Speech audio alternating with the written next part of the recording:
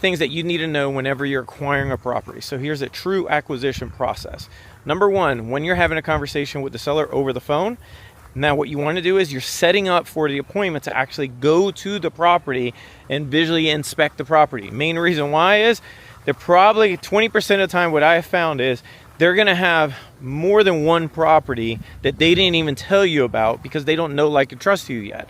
That's the first thing. Or you could do a value add. Or about 50% of the time, or actually, I'm sorry, 25% of the time, you can do creative financing. But again, they're not going to do that over the phone. You've got to actually see them. And now what you're doing as well, before you even set up that appointment, you want to make sure, and you ask them this question, because I've done it so many times, you ask them, say, look, I just want to be clear with you.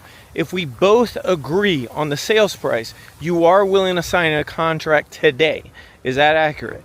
Yes. Perfect. If they do not say that, don't do the appointment.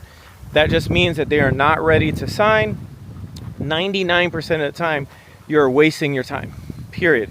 But you always, 100% of the time, you never get a property under contract, only solely over the phone, if you have to inspect the property. Now, the other thing that you want to actually ask them, hey, I just want to double check, is all the parties that are going to be there. Now, when you're asking this, get on property records and actually double check to make sure that you're talking to the individuals that can actually make a decision and sign the agreement. This is crucial when you're dealing with any kind of acquisition process. You want to make sure, hey, bring your driver's license, because if we agree on a price, just FYI, like, we're really going to do this. And yes, I'm walking on one of my developments that we're working on. It's 9 acres. We're approved for 96 units. And then we created a community trail, which that's called the Magic Tree, dealing with this project. So the community could actually check it out. I think it's actually pretty cool. So, okay, let's go. Let's keep on moving forward. So now, again, when you have this property now, not only under contract, but now what you're going to be doing is you're actually going to schedule the appointment, because now they said, yes, we're willing to sign a contract. Number two, the seller is actually going to be there at the property, and all the individuals that can actually sign the contract will be there as well. And you already did some of the lookups, and you're saying, like, okay, this is an opportunity here. So that is kind of the acquisition process. What I call a true acquisition process is, number one, make sure you're talking to the individual that really wants to sell the property and that could sign for it. Number two, what you want to figure out as well is are they really ready to actually sign an agreement? It doesn't matter what the climate is right now. There's still a lot of good deals out there. At the end of the day, you have to make sure that they are prepared to actually sign an agreement, yes or no.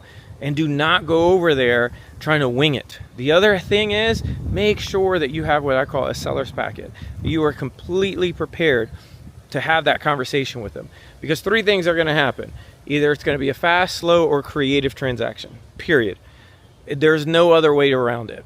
And about, again, 10 to 20% of the time, they're going to have another property that they're not even telling you about. Because over 20 of my developments that I've done, all of them have came from a referral from a home seller that I actually did business with. So just think about that. 20 development deals that I've been a part of in less than 6 years, and all of them came from a referral. Just think about that. That's just because it really matters to have a great name when you are a real estate investor or developer. You want to do that. If you're buying properties at all, you want to have a good name out there. Period. Hopefully this helps. If it did, let me know. Again, my name is Franklin Cruz from trueinvestors.com, and a little bit about my background: for military and about 20 plus years as a real estate investor, and the last 6 years as a developer as well. So my goal is to train you on a true acquisition process so you do not get screwed over. I'm seeing way too many people not know what they're doing. And so I've already kind of done this. I have over 117 case studies at trueinvestors.com that you can check out. So I've done this once or twice. All right, bye.